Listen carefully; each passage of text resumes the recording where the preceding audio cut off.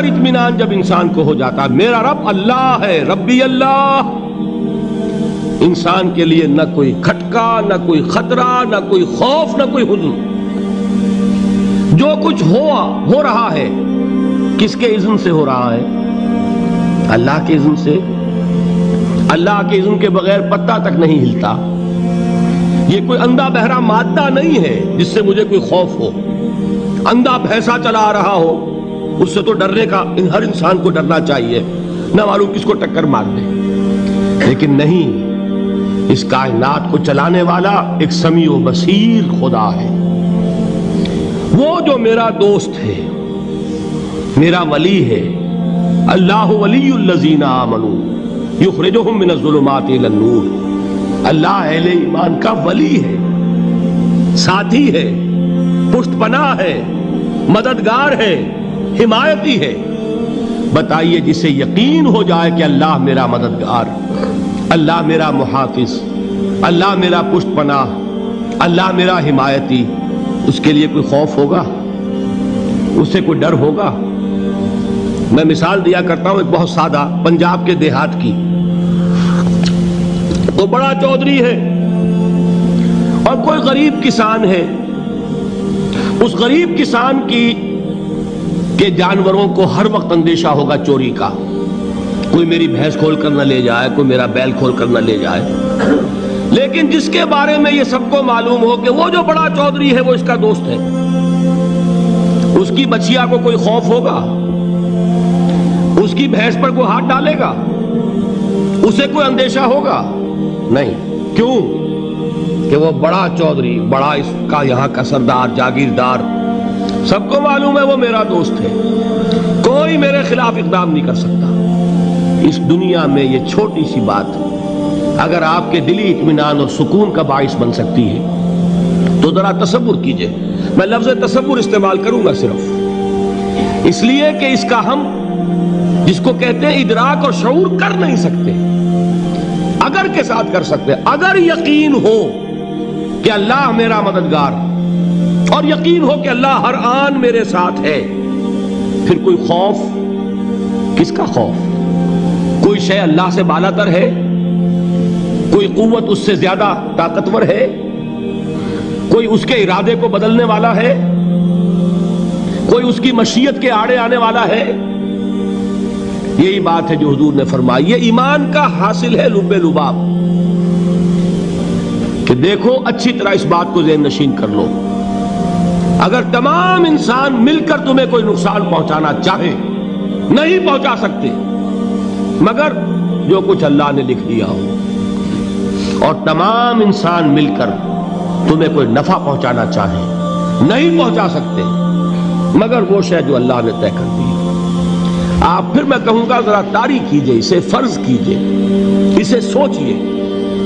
اگر اس حدیث پر ہمارا دل ٹھکا ہوا ہو تو کسی سے ڈر ہوگا؟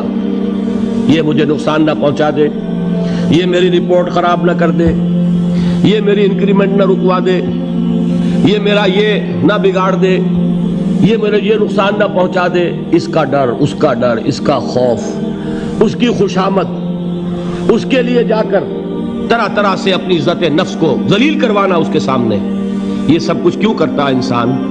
جب سمجھتا ہے کہ اس کے ہاتھ میں میرا کوئی نفع ہے، اس کے ہاتھ میں میرے لیے کوئی ضرر ہے، یہ مجھے کوئی غضب پہنچا سکتا ہے، یہ مجھے کوئی نقصان پہنچا سکتا ہے، یہ میرا کوئی کام بنا سکتا ہے، یہ میری کوئی ضرورت پوری کر سکتا ہے، اسی کا نام شرک ہے۔ جہاں آپ نے یہ سمجھا کہ غیر اللہ کے اندر کوئی طاقت موجود ہے، وہی شرک ہے۔ بتوں سے تجھ کو امیدیں، خدا سے نومیدی، مجھے بتا تو صحیح اور کافری کیا ہے؟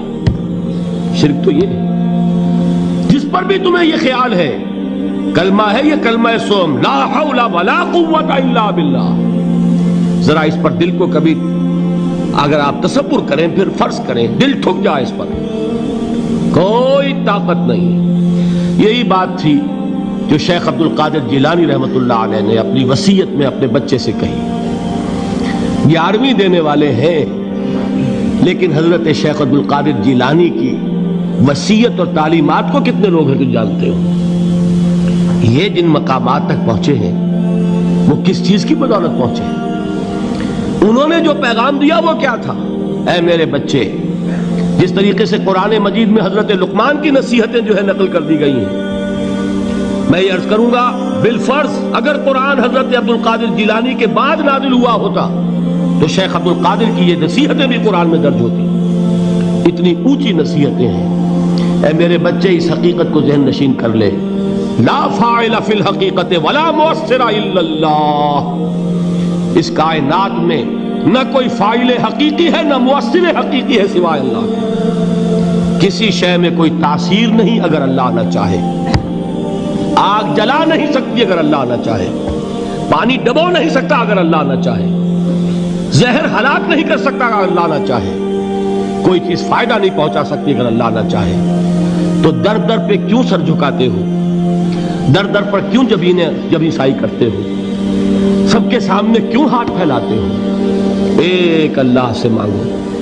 ایک اللہ کے سامنے زمین پر اپنی جبین رکھو. لا فاعل فی الحقیقت ولا مؤثر الا اللہ. نظر آتا ہے ہمیں کہ پانی پیاس بجھا دیتا ہے. پیاس بجھانے کی صلاحیت پانی میں نہیں ہے، اللہ کے اذن سے. کھانا بھوک مٹا دیتا ہے. بھوک مٹانے کی صلاحیت کھانے میں نہیں ہے، اذن رب میں ہے. دیکھیے یہی یقین تھا. حضرت موسیٰ علیہ السلام کا واقعہ یاد کیجئے. سامنے سمندر آ گیا ہے. قوم دیکھتی ہے پیچھے کہ گرد و غبار کا طوفان ہے. معلوم ہوا کہ فرعون اپنے لشکر سمیت آ گیا ہے. لشکر جب چلتا تھا تیز رفتاری کے ساتھ تو گرد و غبار کا جو طوفان اٹھتا تھا اس کا تصور کیجئے. اور لمحہ بلمحہ وہ قریب آ رہا ہے. پوری قوم نے کیا کہا ہے؟ اے موسیٰ انا لمدرکون. اے موسیٰ ہم کو پکڑے گئے. قرآن مجید نے تو یہاں وہ باتیں نہیں لکھی ہے، لیکن تورات میں یہ درج ہے کہ بنی اسرائیل جھگڑنے لگے، دست و گریبان ہو گئے موسیٰ کے ساتھ. موسیٰ ہمیں یہاں مروایا لا کر، اس سے تو ہم ہی بہتر تھے. وہاں کھانے کو ملتا تھا، زندگی تو تھی. بیگار ہم کر رہے تھے، موت تو نہیں تھی. اب جو کچھ ہوگا اس کا تصور کرو، جس طریقے سے ہمارے ٹکڑے اڑائے جائیں گے. تو لڑ رہے ہیں حضرت موسیٰ علیہ السلام سے. یہ تورات کی تفصیل ہے. قرآن میں صرف اتنا آیا ہے، پریشان ہو کر انہوں نے کہا انا لمدرکون. موسیٰ ہم تو پکڑے گئے. اس وقت موسیٰ کا جواب کیا ہے؟ کلا ان معی ربی سیہدین. نہیں، میرے ساتھ میرا رب ہے، وہ راستہ دے گا. بتائیے کہاں راستہ نظر آ رہا ہے؟ یہ ہے ایمان بالغیب. راستہ نظر نہ آئے تب اللہ پر یقین ایمان ہے. جیب میں پیسے ہوں اور تب دل کو اطمینان ہے تو ایمان کس پر ہوا؟ پیسے پر، اللہ پر نہیں. جب وسائل و ذرائع نہ ہو اور پھر یقین ہو کہ اللہ مسبب الاسباب ہے، وہ اسباب کا پابند نہیں ہے، وہ اسباب کا محتاج نہیں ہے، اسباب اس کے محتاج ہیں. اگر یہ یقین ہے تو اللہ پر ایمان ہے. یہ نہیں ہے تو تمہارا ایمان اسباب پر ہے، وسائل پر ہے، ذرائع پر ہے، مادیات پر ہے، اللہ پر نہیں. اس وقت کہاں راستہ تھا؟ کوئی راستہ تھا؟